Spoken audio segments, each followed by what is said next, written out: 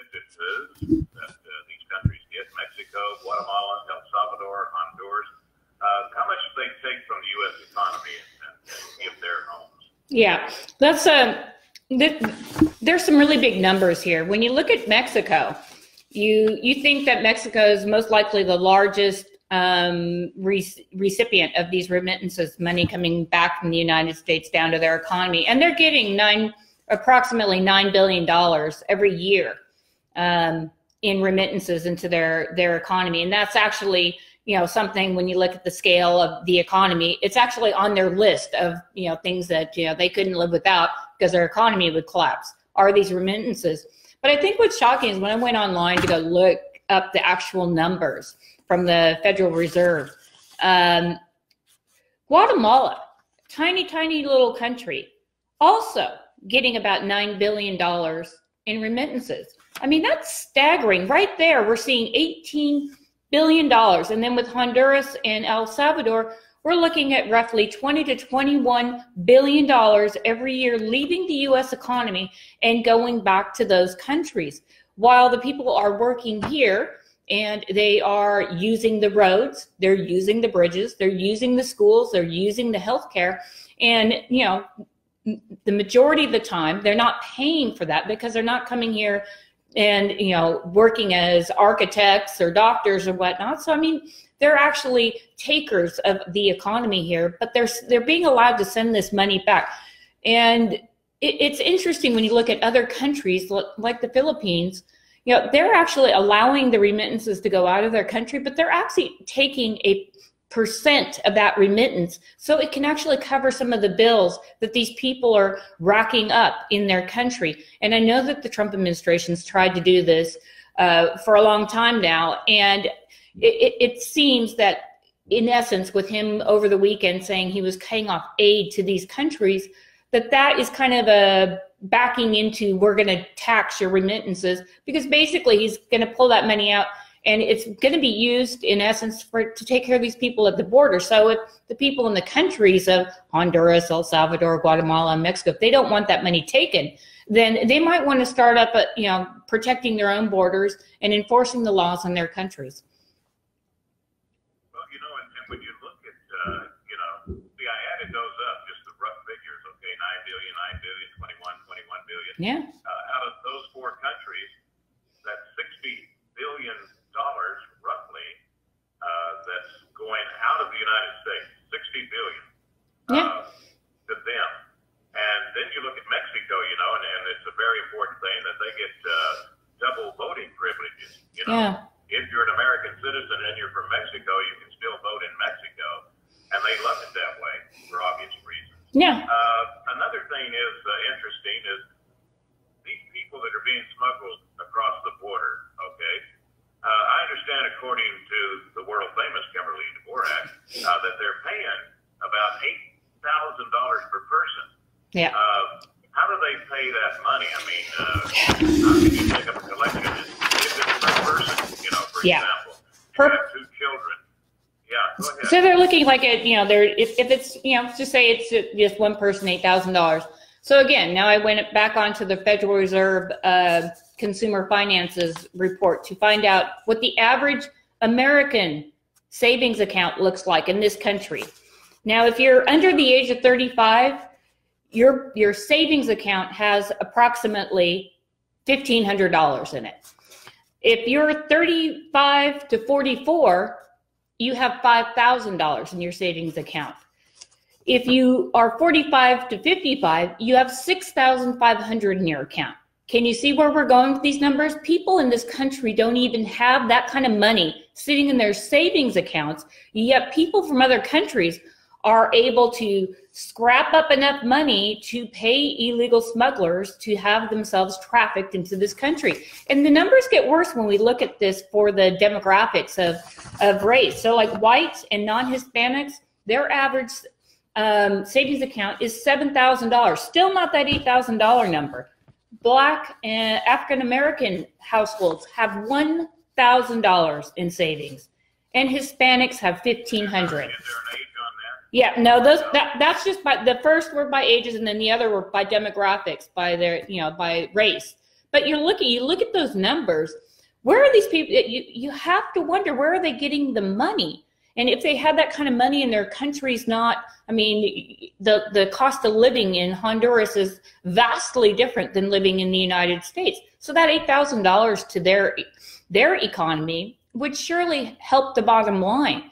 But they're taking that money, they're paying it to illegal coyotes or, you know, human traffickers, and they're getting themselves up to this country collecting even more benefits when American citizens, I mean, American citizens don't have that kind of money sitting in their account. They run paycheck to paycheck, but, you know, by and large here. And so when you look at it that way, it's terrible to see this. I'm looking at that one, ages 45 to 55. That would be for an average white American, $6,500. And I'm roughly guessing now, I think in order to get close to 100,000, I'm going to have to be 120, right? Yep. Yeah. Okay. Basically. Yeah, but I mean, it just. Yeah. Oh, it just said. Congress could end all of this by tomorrow, right? How They do that? They could. Congress could absolutely end it. We already have laws on the books. We've heard the president say it. We've heard now nameless people on TV say it all the time. We hear talk radio. We talk about it all the time. Congress just needs to start enforcing the law. There is no law that says we must take every single person who arrives at our doorstep. Just pure and simple. We don't have to take them. And when you go back in and you look at what the presidential powers say, they say that, you know, of course, the president's the executive branch and he enforces the laws that are on the books. But if Congress isn't doing anything to you know, push the state and local principalities to make sure they're enforcing these laws, the president has an absolute right as the commander-in-chief to enforce those laws and ensure that our borders are safe. And in a time when we are at several wars across the globe, much of them not necessary for us, but be that as it may, we are out there creating enemies by the day for helping give democracy to countries that don't want democracy. And they've learned that it's quite easy, actually, to fly over to Mexico or Central America, and you can come up with the caravans and you can get into this country. So it's not just simply that, you know, we're taking migrants into this country. We don't know who all these people are. And presumably from people that I've talked with, there are several terrorists from organizations that are enemies of the United States that are passing themselves off as migrants and crossing that border. That's national security. And that's a disaster waiting to happen. And that's what you're seeing and what you saw over the weekend with CBP and Border Patrol just sounding the alarm, saying we cannot do this. We can't keep up. We just simply don't have the money or the manpower. And that's what they figured out. That's the easiest way. Okay, great. We're going to rush the border. It would be like rushing a store and trying to take everything out of the store. Police could arrest a few people, but they're not going to get everybody. And that's what they're doing at the border.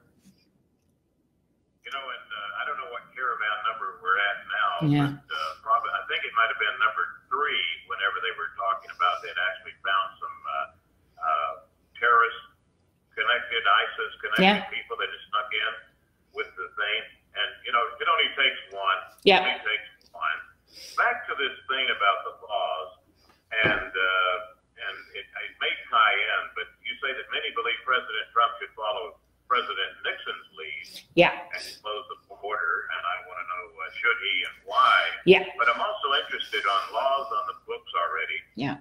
Does the amnesty say that once you're here and you declare amnesty that they've got to check you out and they'll let them go, and of course none of them show back up overnight? Yeah, well, that's what they're claiming. But if you look back 20 plus years ago when we actually enforced our laws a little bit better than we do now, in this regard at least, the country, if you're fleeing political persecution, which is what political asylum is, you're fearing that the government of Honduras, Guatemala, El Salvador, or Mexico, the government is going to kill you.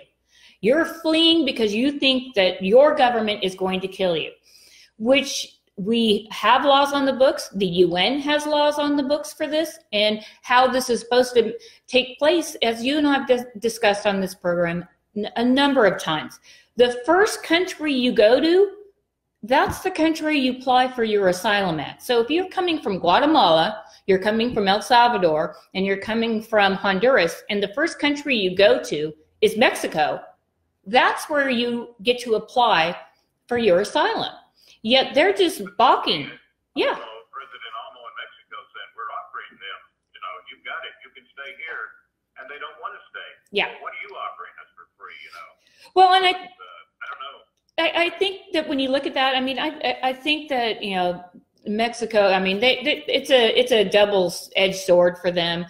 I think the new president's walking a little bit of a tightrope, but if they are in fact offering this asylum for these people, then let's just think back to when we were 3 or 4 years ago, when they had the Iraqi Christians that were in San Diego, and they'd been in this country for a couple of years.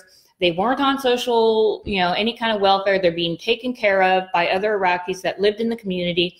And the thing was that they couldn't fly here directly from Germany or Italy, the other countries that they came. They went to Mexico and crossed the border through Mexico. They pled. They were Christians. They knew that if they got deported back to Iraq, that they would for sure meet a certain death. And we know what, the Middle East and the what ISIS was capable of absolutely murdering Christians.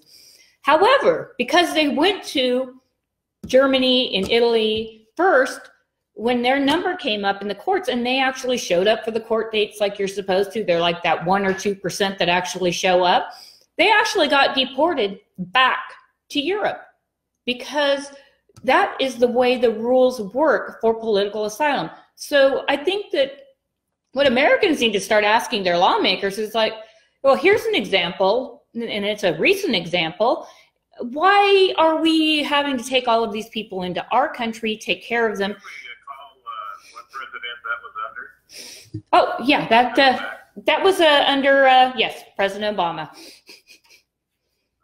Yeah, so, you see that we do have laws and there is order, but for some reason, the lawmakers, primarily in the left, but a lot of Republicans have the same party line.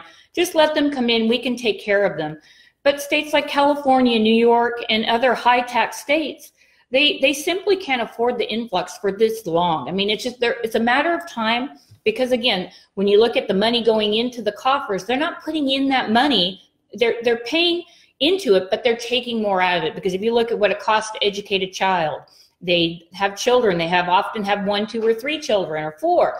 That it comes at a cost.